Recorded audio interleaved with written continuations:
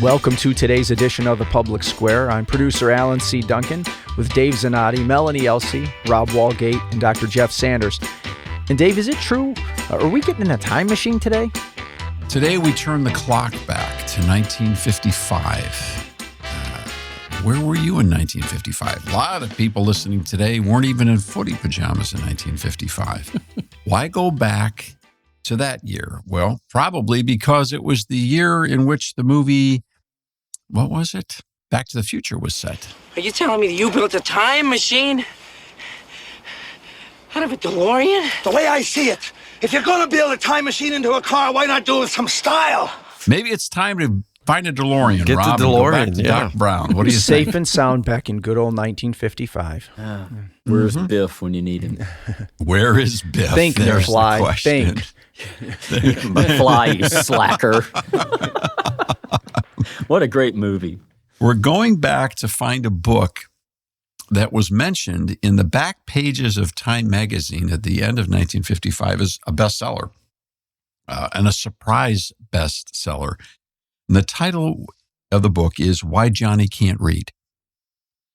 Now, the first takeaway from today's broadcast is if you've ever heard Why Johnny Can't Read, let me ask around the table, have any of you ever heard about this book before we brought it up for research here at the Public Square? I have. Melanie? Yep. Okay. Rob, how about you? I remember it being referenced when I was in middle school, and dare I say it was referenced by a teacher that was kind of getting on a slacking student for not doing their work. And they talked to him about being the subject of Why Johnny Can't Read, and asked if his name was Johnny. None of us got the joke then, but years later we got the joke. So So a teacher was using the title to shame a child, basically. but the child didn't know he was being shamed. Like we had to, like it Well, was, in that it was a case. homework project. We had to go out and figure it out ourselves. And looking Alan, I back, think this goes into the subject of Rob had a friend. All right. don't use air quotes on the radio, DZ. Alan, how about you? Had you heard about this book? No, the title sounded vaguely familiar, but I had no frame of reference for it. Although I have heard of the ease of reading scale that bears the author's name as well, the Flesch Kincaid, I believe, the reading scale, because I write, and there are programs where you can put your writing into that scale, and it'll spit out what grade level you just wrote at. That So- scale was developed Excellent. for the U.S. Navy in 75. Oh, Wow. interesting. Wow. I've discovered I can only write at a middle school level, but this is why I write young adult books as well. So, yeah. All right, Jeff, how about you? Can you remember, when do you remember hearing about Why Johnny Can't Read? I remember hearing the phrase, not the book, but just the phrase, goodness, from earliest years in elementary school. I remember my mother saying that phrase. And they put me in a private school so I could overcome my reading problem. And in that private school, they taught me very, very well how to decode words and how to read. Well, the book was written by Rudolf Flesch, F-L-E-S-C-H,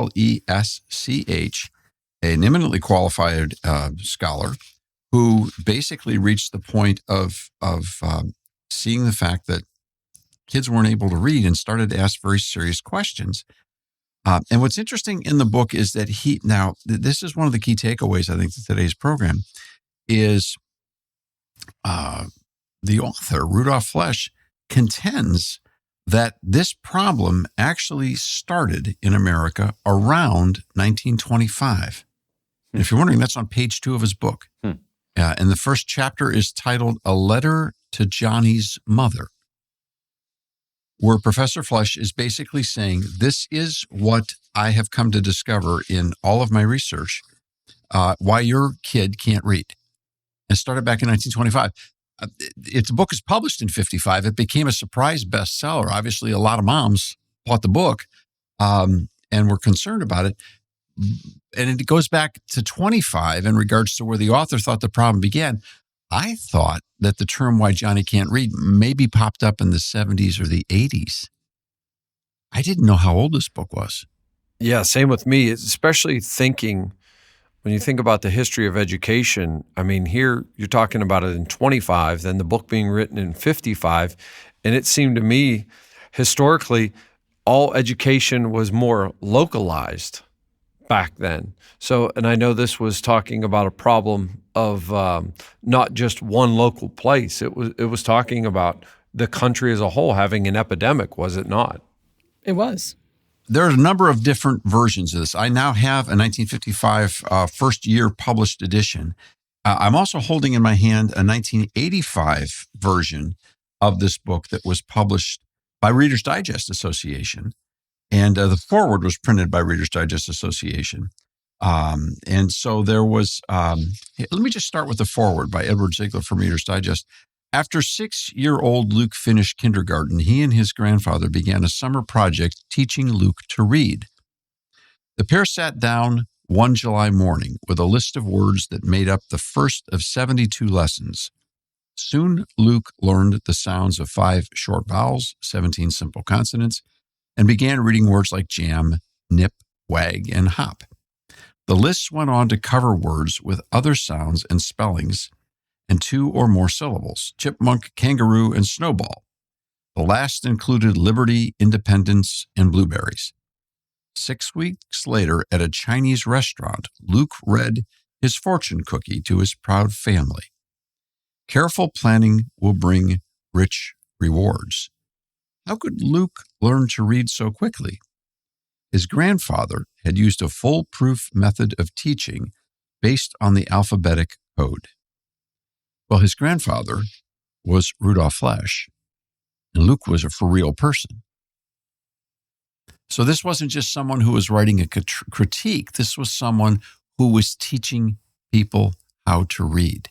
So Melanie, we could pretty much hand the rest of this program to you, because you've spent your whole life talking about this and talking in this arena.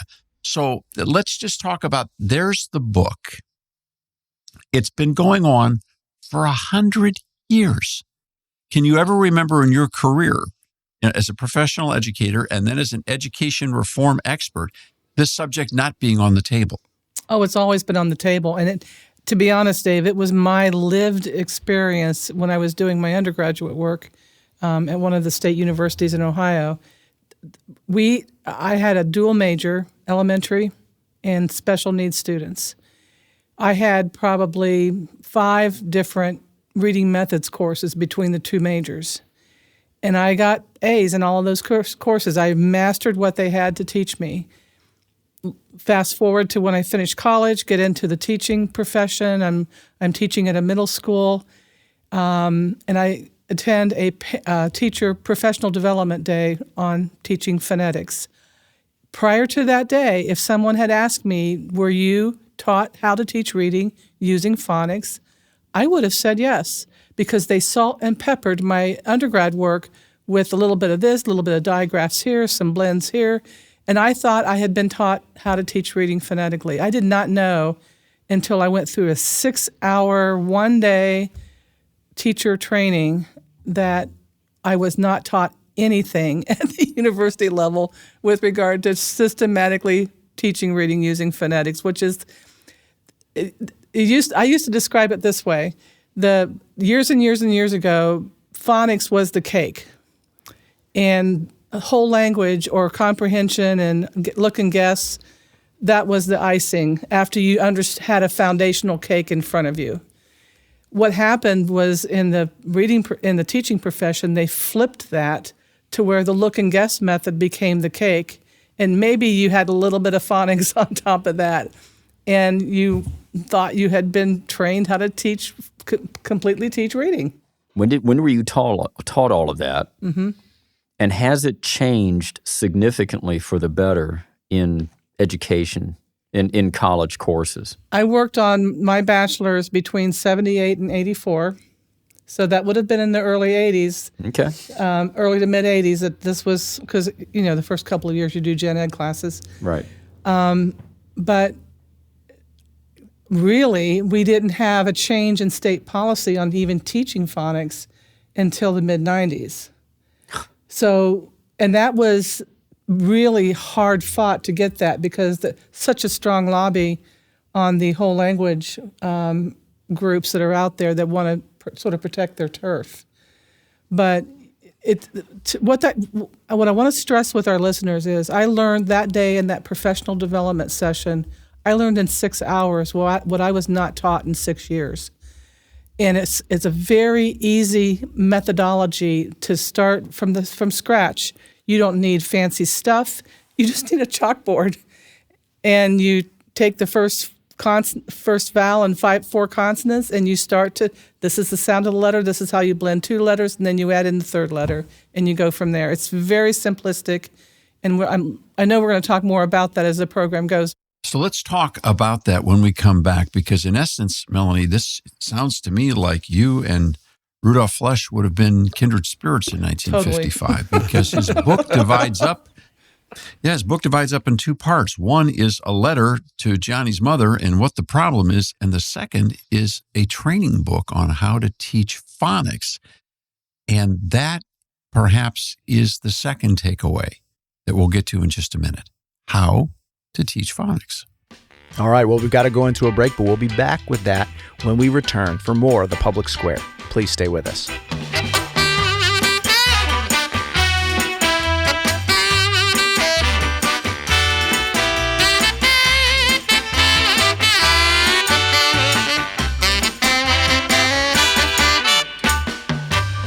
We will be right back for more on The Public Square.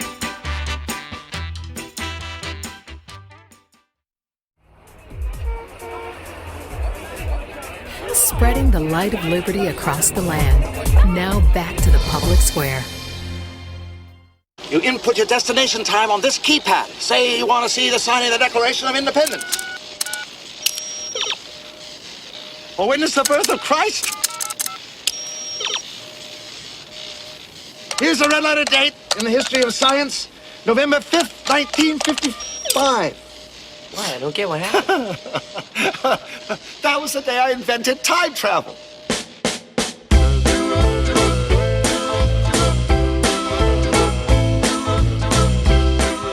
1955, the DeLorean and Doc Brown and Marty McFly and Professor Rudolf Flesch basically writing a letter to Johnny's mom saying, here's why your son can't read.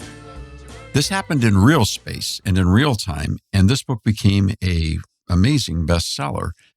And the book was divided in 2 pieces. One was explaining the problem, and second, providing a solution. Now, Melanie, you've spent your entire life in the arena of education policy, schoolroom, classroom teacher, education reform analyst, expert. I mean, we've had the privilege of working together for decades.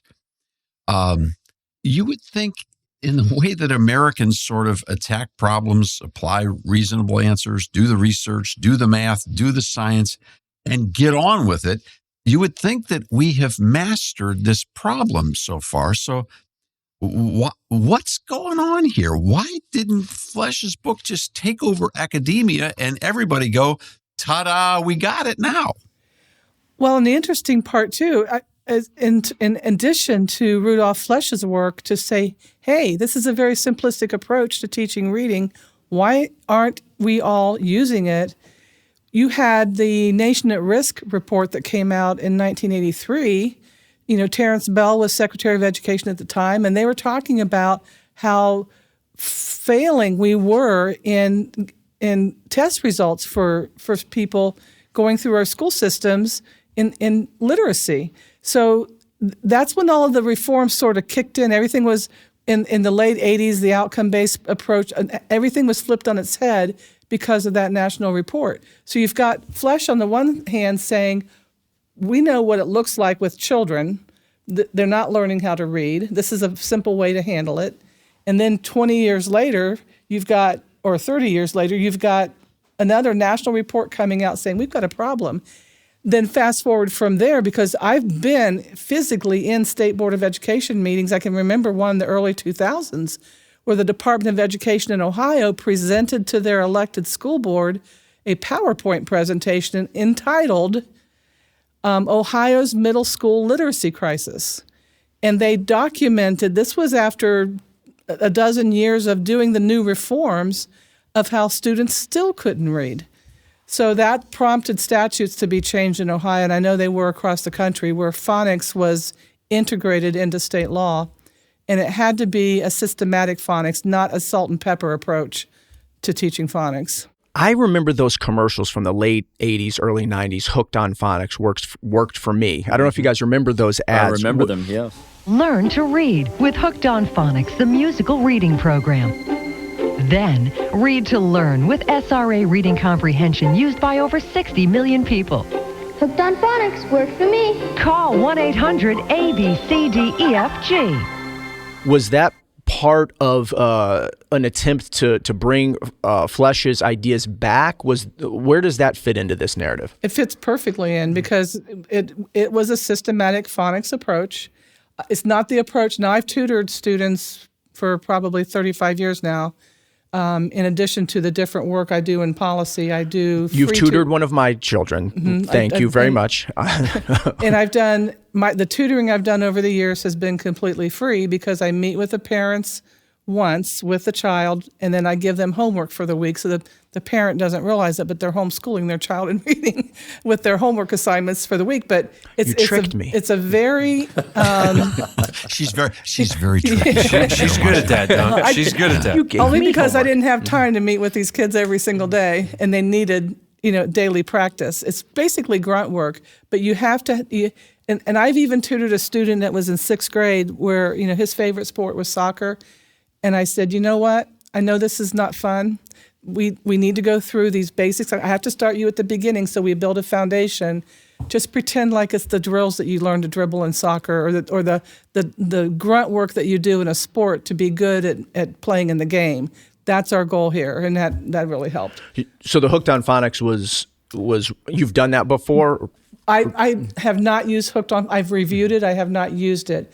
The program that I have used over the years, which is the same program I was trained with in that teacher training, professional development, 6 hours, it was called Discover Intensive Phonics for Yourself.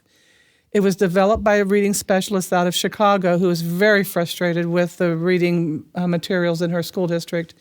And she developed this program as she got older, and she passed away, I believe, in 2006. Her family sold the copyright to a company in Utah. It's still available today. It's super simple. And they even have a section on their website for dyslexic students, for homeschool families. Oh, thank God. You don't have to be a classroom teacher to use their materials, but it's a very sequential, systematic, everything's scripted for you. You don't have to guess about how to present teaching of reading. You just follow the book. And you're good. Okay, so the cat's out of the bag. The secret's out. We have a technology that is proven effective. And let me just to be certain that we make this clear in case someone's just picking up and joining us right now. The discussion is about reading and about how we solve a reading crisis. Melanie, in your experience, have you ever found anyone bringing a better answer and solution on how to teach reading to the table than a fundamental phonetics approach? Have you ever found, is anyone crack the code and come up with something better? No, not for decoding words. You can't get to comprehension until you can decode a word. So the comprehension skills come later as a layer on top, but you have to be able to know what it is you're reading to begin with. We have 26 letters, 42 phonemic sounds, some say 44, 5 rules that are basically applied, and the 2 decoding skills are basically how you split multisyllable words so that you can use the 5 rules for each syllable. So you just have 5 basic rules that you have to apply, and that covers the vast majority of our English language. And once you get that nailed down, you can look at any word in the English language, any word. A 6-year-old can decipher and a break it down word, yes. and sound it out syllable by syllable, and then you can pronounce it, and you can read it. Professor Flesh basically divided his book into 2 parts. The second part are exercises, is a formula, a methodology, literally the pages on how to teach a phonetic approach to reading. And we're talking about, you don't even have 100 pages. I mean, it's all right there. And this is a little paperback book. I mean, this looks like grade school work. And Melanie, am I overestimating or underestimating to say that it is grade school work? I mean, this isn't rocket science. It is grade school work, but it's foundational. Like if you have a bad foundation on a house that you're building, you got to have to go under the house and fix it. So even if you have an adult who's functionally illiterate, they have to go back and they may go through what a kindergartner would take months to go through. The adult may go through it in 3 weeks, because it's going to be easier for them to piece it together and lay the foundation. And just to give you a quick example, on some of the initial lessons, you would have 4 consonants in the vowel A. Every vowel has a name and it has a sound. The name of the letter is A, the sound of the letter is A. So you only work with the sound, the short sound, until you get through the entire alphabet. Mm-hmm. Then you go back and apply the rules so they know when the vowel is going to say its name. Yeah, when is a vowel long, it says its name. So when is a vowel short? You don't inject that in at the beginning. So you start out with B, D, G, and F and the letter A. So then you do the individual sounds, and then you do what's called a slide, and you slide 2 letters together, ba, fa, ga, da. And then after you practice with that, you go back and add the letters at the end, da, d. So that you're not doing d, d. You're doing da. It's a slide, da, d. So you have more fluency when they're learning how to read the word. The point being, Melanie literally teaches phonics in her sleep. I mean, she runs this off like someone who's mastered both the technology and the rationale. And we've yet to find a better way of doing this. Now, the question then arises, well, surely, I mean, we're Americans and people in schools want only what's best for their kids. And parents want their kids to read. I've never met anybody who said, gee, I don't want my kid to be able to read, or I don't want to be able to read. I mean, so why are we not seeing better results in regards to learning? When we look at the statistics, and I know we're going to get into the controversy behind the statistics right now, but for example, and I know that, again, bear with us, we'll get into the measuring controversy in just a second.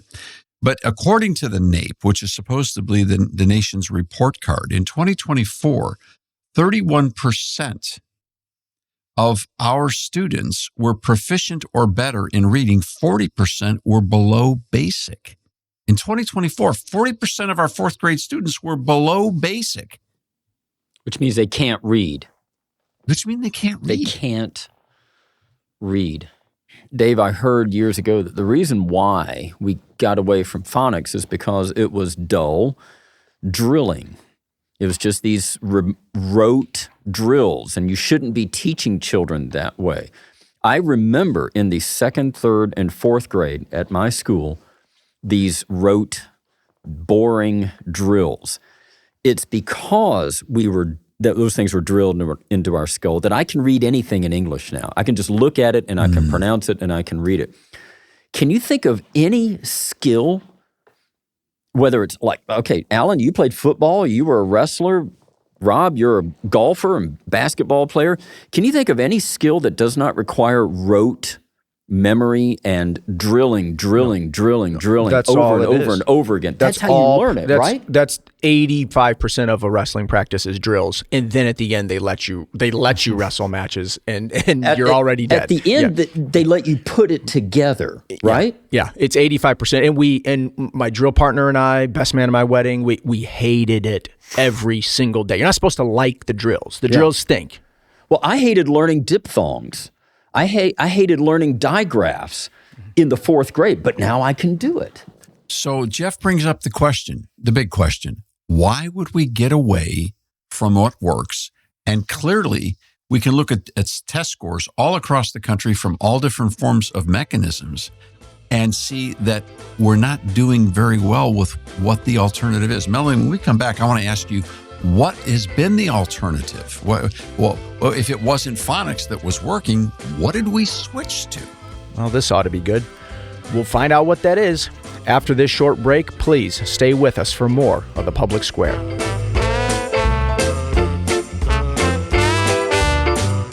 People spell their name however they want. It has nothing to do with phonics or nothing. Not sure what phonics is, but I saw the girl that was hooked on it. She's got a problem with it, apparently. Have you seen that commercial? Hooked on phonics, work for me. She was adorable, you know. I was thinking, wouldn't that be weird if she was applying what she learned and she couldn't get the commercial straight, you know? Hook it on working for me. Working on phonics. Working for me. Okay, cut.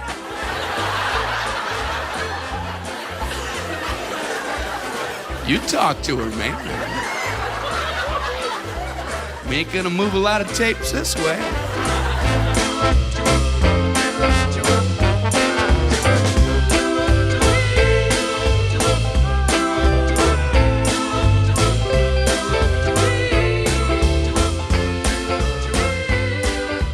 We will be right back for more on The Public Square.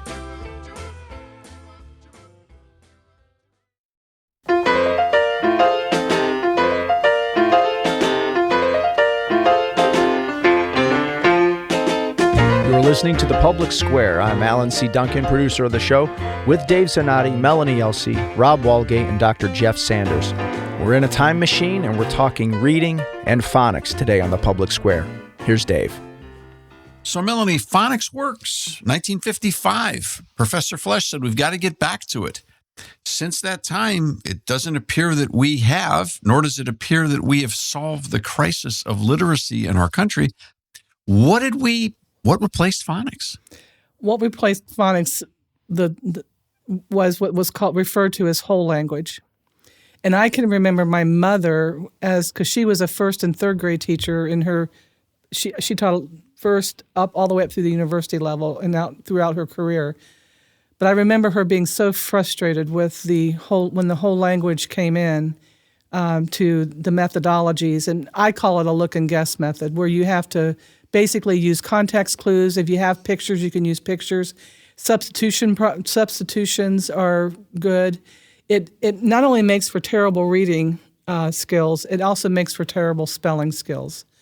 I mean, you might have a list of 250 words that a first grader would have to memorize, a Dolch list.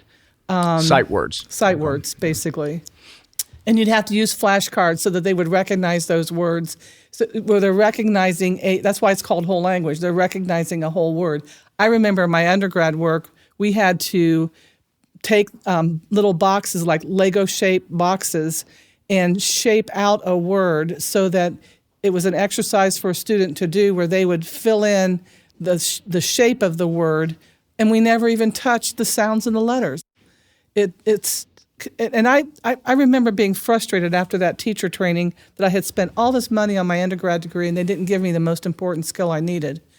And I came to the conclusion that, all these reading improvement programs and were developing to remediate children, and there was a whole new industry of people making money off of the fact that kids couldn't read.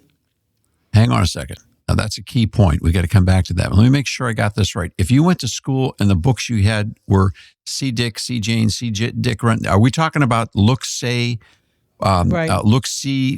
That wasn't phonics? No, because there would be so many of those words would have been repeated. Run would have been repeated 2 or 3 times on one page. You're not looking to sound out words. You're looking to recognize words that you have trying to memorize words. Right. Okay. So it wasn't decoding. It was just memorizing. It was word recognition, not decoding. Right. So I'm looking for an illustration of what that would be like if I was trying to it'd be like trying to memorize a map instead of learning how to read it. Mm-hmm. That's probably a good analogy. I remember reading a Forbes article that talked about this, that the kids who didn't learn phonics, but they didn't memorize certain 3-letter words, and I think the word was kid that they came to, and they were just baffled by the word because they'd never seen it before. So that word was a word. Flesch talks about that too. Yeah, in other articles, the word kid keeps coming up kind. Well, plus that brings in another point. And let's use the word kid for an example. How many people listening to us now know that kid, there's a reason that kid is spelled with a K and not a hard C. You have cup, you have cat, the C has a cuss sound. Right. So how do you know when you're spelling if you're using a C or a K? It's because the C is followed generally by a O, or U, cat, cup, cop, cob. A K is followed by an E or an I. kid, kettle, So if I know that distinction, then I'm going to be better at spelling and not trying to figure it out as I go on spelling. The same thing for a hard G and a soft G. So once again, Melanie Elsey reciting phonics instruction by memory. Melanie, let me come back and ask you a question now. In again, your career, have we solved reading? Are we reading better, worse, or the same over your lifetime of analysis? Where are we? As a whole, I don't think we're there yet because we still have classrooms that are steeped in the look and guess method, and they're salt and peppering with phonetics. When you have policies that drive the use of material, like right now they're calling the science of reading, which is pretty good. It has a pretty good systematic background to it, but we're still not completely on a sequential step-by-step. And I need to correct something I just said. I said that the K is followed by an E or an I.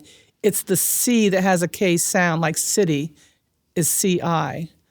So the soft C is followed by the E. I messed that up a minute ago. Well, Melanie Elsey just made a phonetic mistake. Okay, It's okay. You got to keep working on this stuff. Okay, so you have not seen so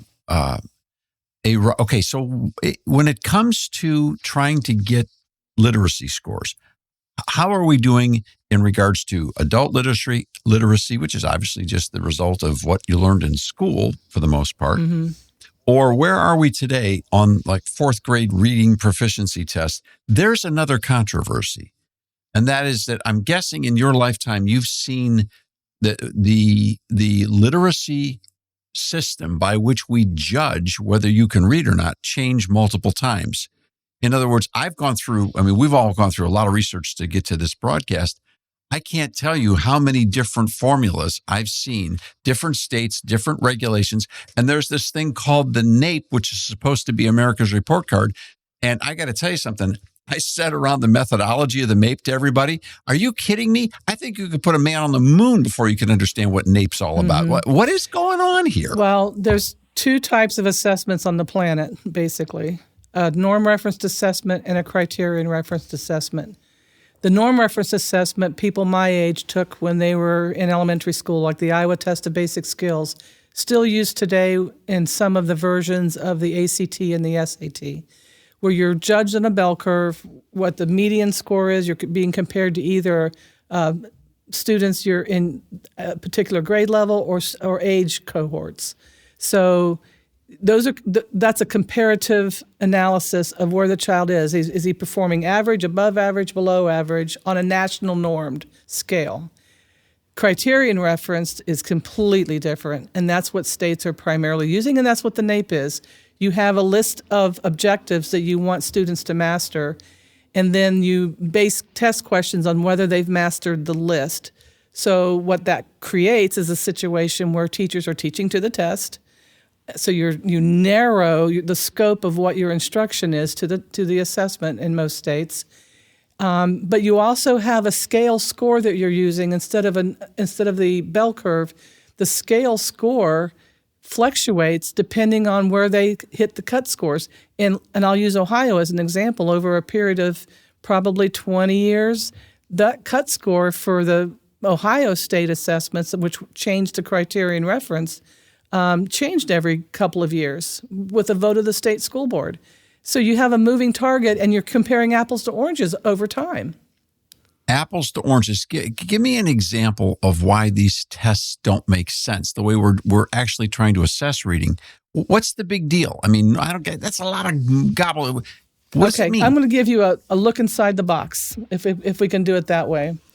When Ohio moved from norm reference test requirements to criterion referenced, they had an interesting change in the quality of their test questions. And I sat in a state school board meeting in 1994, in the end of the year. The Department of Education brought to the state school board a suggestion for the first ever fourth grade proficiency test cut scores. And the department recommended that 50% of the questions correct would be proficient. And board members were saying, well, when I was in school, 50% was an F, so that's not proficient. So there was a recommendation to raise it to 70% for the proficient level of the number of questions that you answer correctly. The state superintendent at that time was Dr. Ted Sanders, and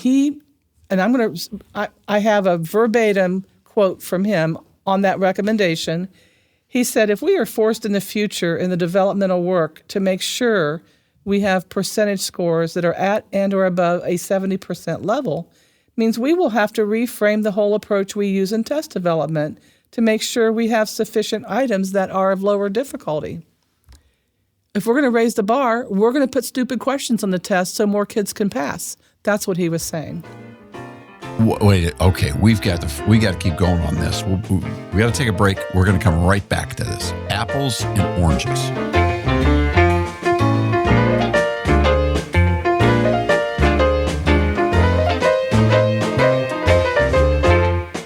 We'll be right back for more on the Public Square.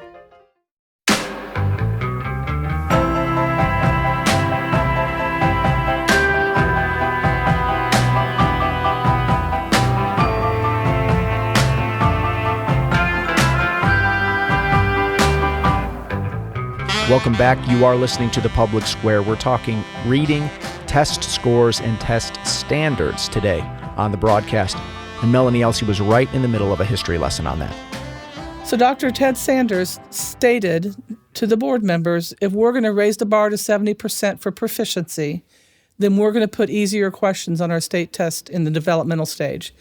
And over a couple of years after that, I did some public records requests.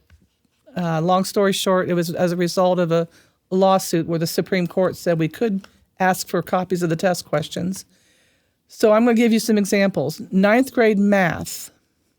How long is a standard size pencil? 7 inches, 7 pounds, 7 yards, or 7 ounces.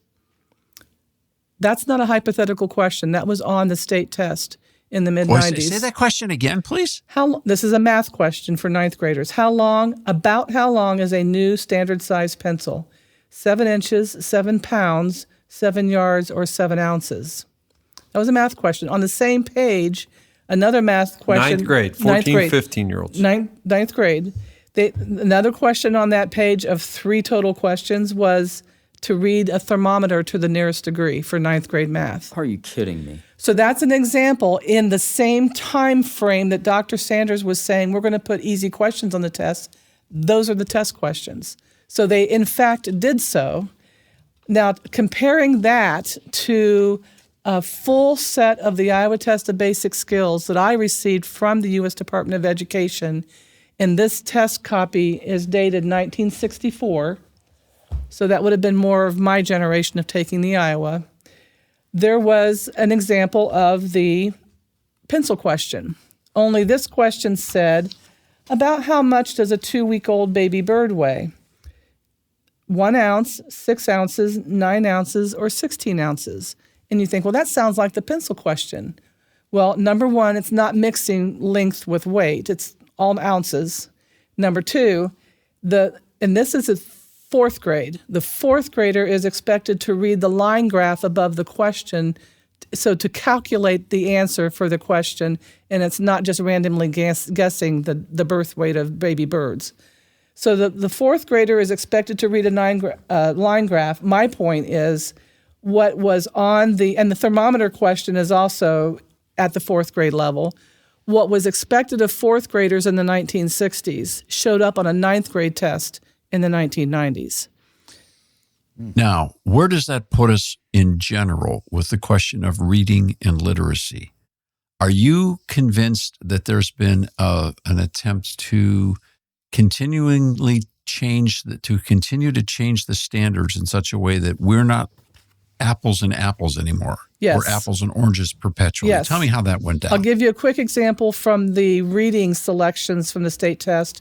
I'm looking at a 1.5-page big print of the invention of earmuffs, and there's 5 questions to look back and pull facts from that passage. This is 6th grade Ohio State Criterion Reference Test. 6th grade from the Iowa Bank from 1964 has historical fiction about the American Revolution. There's 3, 4, 5, 6, 7 paragraphs, and there's 19 comprehension questions, including inference. This is for fourth graders, drawing conclusions, not just factually picking something out that you can do from skimming something. So the quality of the questions dramatically declined over time. So not only are you saying you have to lower the bar so it's 50% cutoff to get proficient, but in that mix you're also putting easier questions on the test. Well, and in addition to that, isn't it true that the methods by which we're scoring these tests has changed? In other words, it's no longer fourth grade proficiency versus this. It's a point system, and then it's a scale score. I mean, right. All of these things have changed so that if you go back and try to compare apples and apples on fourth grade proficiency readings going even back to 1980 forward, the way that it's evaluated and scored is so different that then when they present the NAEP, which is supposed to be the national standard, it compares to nothing a generation ago. So how do we know if we're making any progress versus where we were 40 years ago, 30 years ago? They keep changing the numbers. We don't know. That's the whole point. We don't. I mean, that's the simple answer is we don't know. And I want to give you 2 examples of why that matters. The test questions that I just was giving you samples of was from the 1990s. Jump forward to 2013. There's a testimony being given in the Ohio legislature by the vice president of the state school board, and he's giving the cut scores for the state's test at that point in time. Reading proficiency, remember I said the recommendation initially was 50% to be proficient? Mm-hmm. The reading proficiency recommendation in 2013 was 35% to be proficient. So, and the rationale, and I heard this in person in a lot of board discussions, the rationale is you have to ensure that a certain number of students pass. Why Johnny Can't Read and What You Can Do About It. That's the title of the book from 1955. Dr. Flesch didn't just stop with Why Johnny Can't Read. The professor went on to say, and what you can do about it. And his solution was, and we read it in the very first segment of this program. You can go back and hear that anytime at thepublicsquare.com. What he basically did was he taught his own grandchildren. Right. He took his book and taught his grandchildren how to read. Mm-hmm. Is teaching children how to read with phonics something anyone can do? And is it still the answer today? That's my question to you. Anyone can do it. You don't need to buy expensive materials. If you understand the method, the sequence, you can just sit down with a wipe-off board and an erasable marker and teach a child how to read.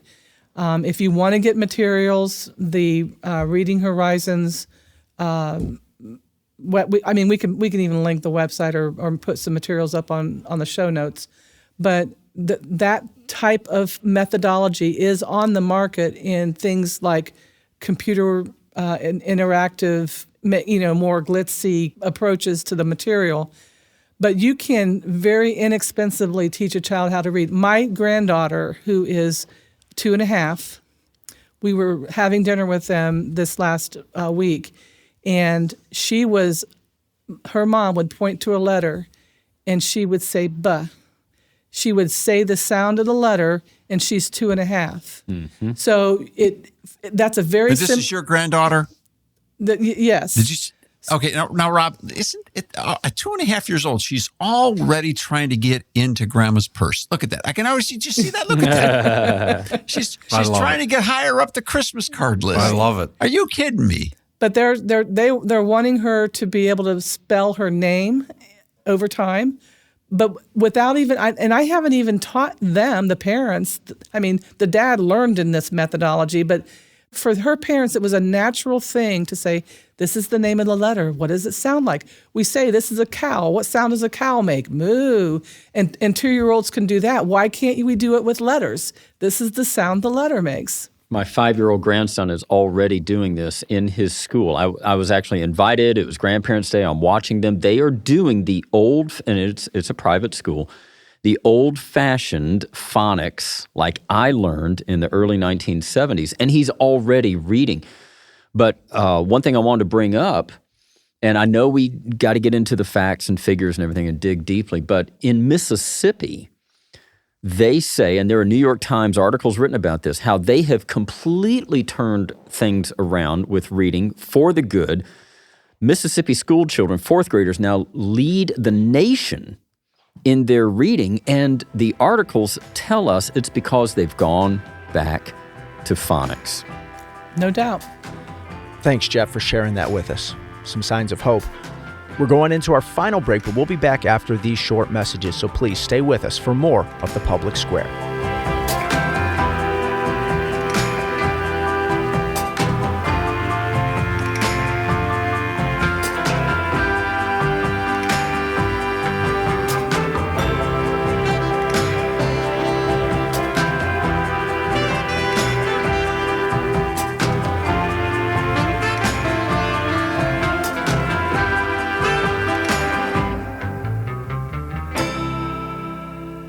We will be right back for more on The Public Square.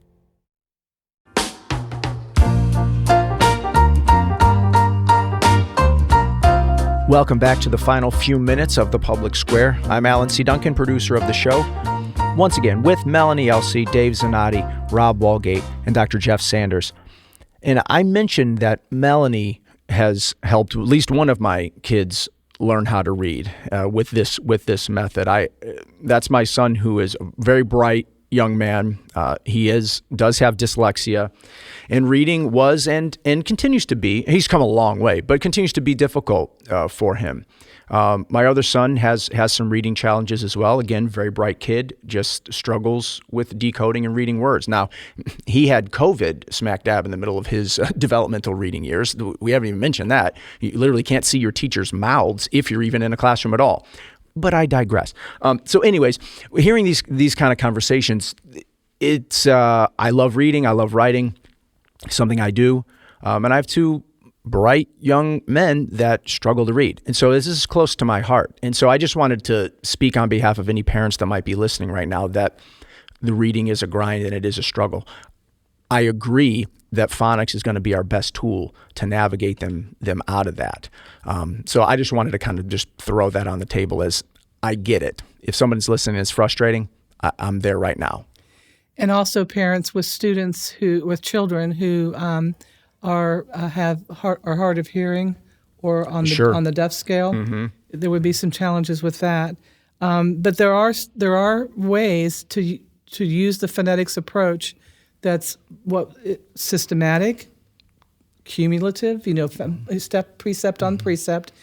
For children who reverse letters, for example, especially if they're younger, like 5, 6 years old, what I would suggest is taking a cookie sheet or something even bigger that has an edge to it and fill it with dry rice, uncooked rice, and then allow their gross motor, which has a bigger impact on their brain, to formulate the letters with using large arm and hand motions in the rice. And then you shake the tray and the letter goes away, so that they can get the sound of the letter and the shape of the letter at the same time that they're expressing the sound. Mm-hmm. We've done that. Yeah, we did. That was helpful. Mm-hmm. Yep. So there are little tricks along the way. I, again, would readinghorizons.com. There's resources there for children with dyslexia that match up even with the International Dyslexia Association and the work that they do. So let's turn this corner and say that the answer from 1955 doesn't seem to have changed. Why Johnny can't read and what you can do about it. What you can do about it is find a way to teach phonics, to teach kids how to read. Mm-hmm. Everybody can do that. Grandparents can do it. Professor Flesch did it with his. Parents can do it. Sunday school teachers can do it. Neighborhood groups can do it. Anybody can do it.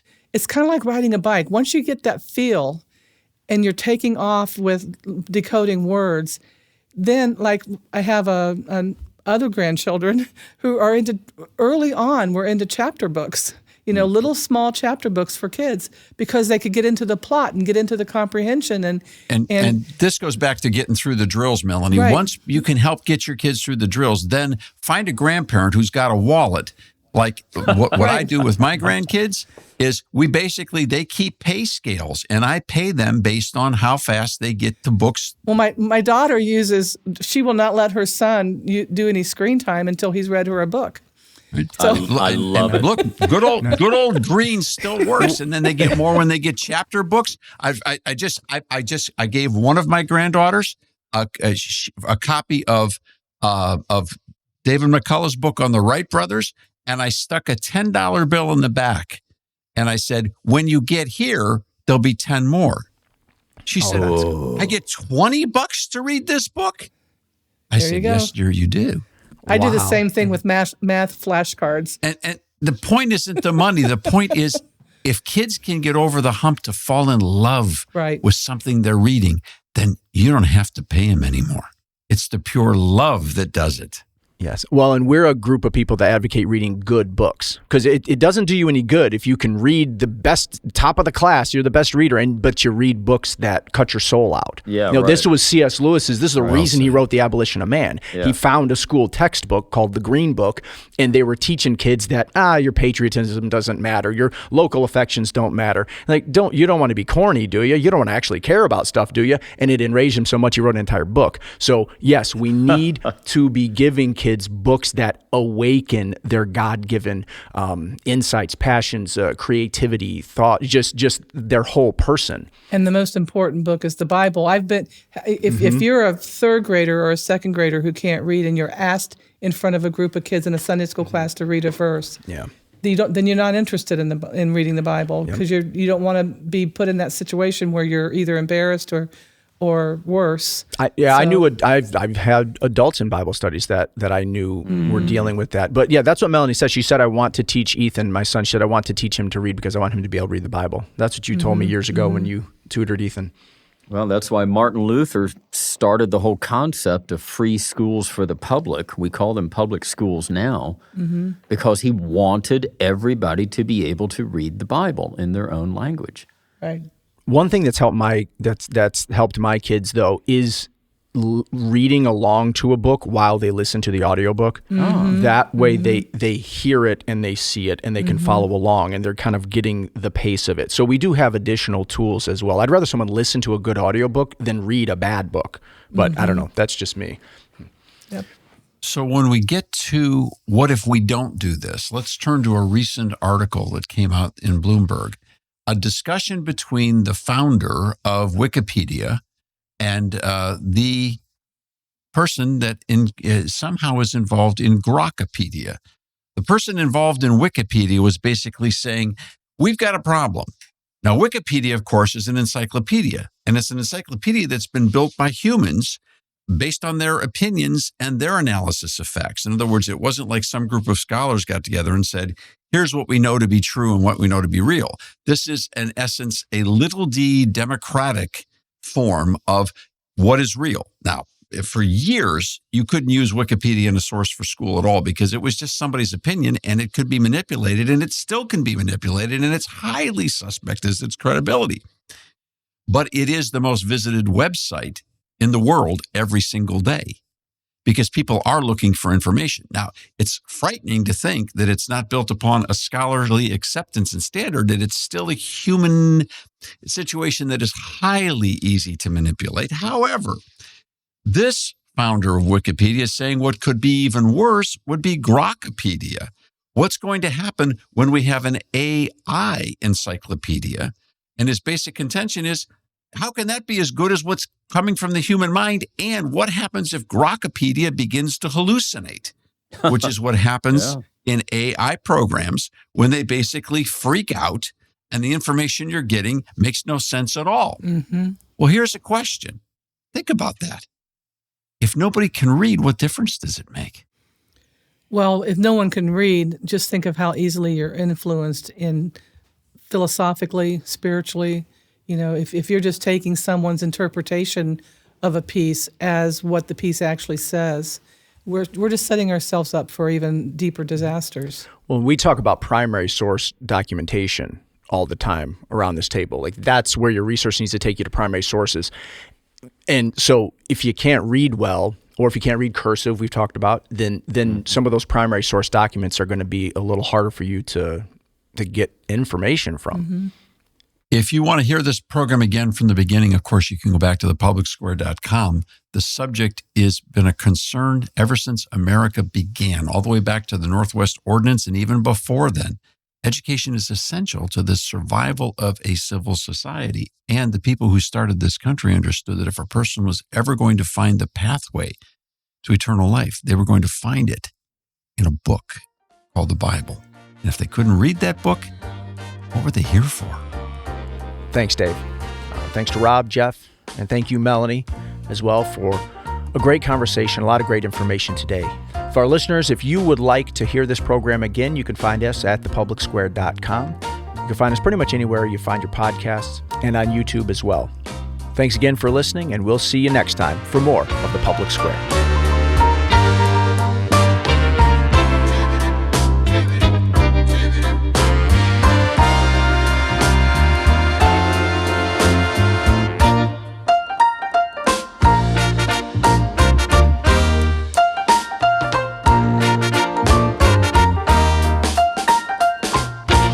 The Public Square is a broadcast service of the American Policy Roundtable.